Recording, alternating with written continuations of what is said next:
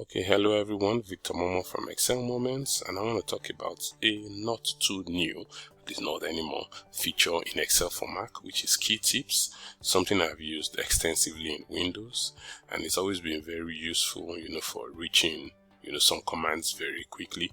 And when I also want to know what shortcuts would trigger a particular command, I could just keep pressing the key tips, and following it on the ribbon till I get, what the command should be. Okay, but now you have it in the Mac. So here, instead of pushing the Alt, you push the Option button on your keyboard, which is the equivalent of the Alt.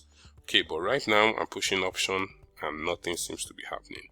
That's most likely because my activation keystroke for key tips is disabled. So what you can do is you can come up here and you can go to Preferences, or you could use the shortcut Command and Comma. So I could use Command and a comma.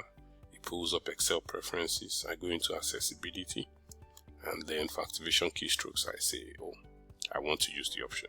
Okay, so that's the option button, right? So now let's see. So when you then push the option button, now you can see the keystrokes, right? First level, and I can press maybe H. Okay, that takes me into home, and I can do whatever it is I want to do. Okay, so take for example, I wanted to split this using text to columns. I'll first of all put the option. I know that I'm going to the data tab, so I'm going to use A and then E for text to columns, right? Good enough, it's the same one as in the Windows, and that happens with a lot of them. So that's kind of helpful, so that knowledge is transferable here. So you can then finish up, do whatever you want to do, and then you get out of that. So I can do cancel. Okay, so that's simply how it works. This also works with the quick access toolbar. So you can see that when you pull option, you can see 1, 2, 3, 4, 5, 6. So when you add commands to the quick access toolbar, you can also access them using this.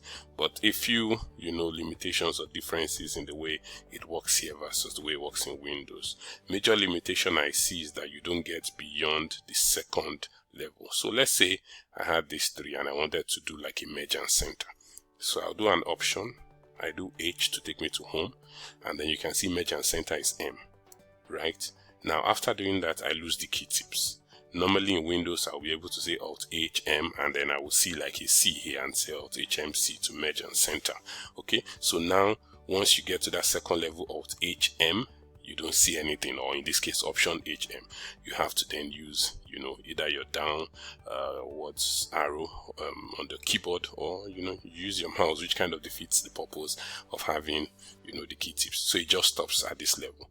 Then the other thing you notice is that when you press escape, okay, normally in Windows when you press escape, it just takes you one step before. So if I had done Alt HMC, or I didn't press the C and then press escape, it takes me back to like the H. So if I do Alt HM, press escape in Windows, it takes me one step before. But here, once you do escape, you lose everything. You kind of have to start all over. So that's one key difference that I see. Okay, so but as you know, it's still in beta, so it means that it's all work in progress. So hopefully some of these changes are made.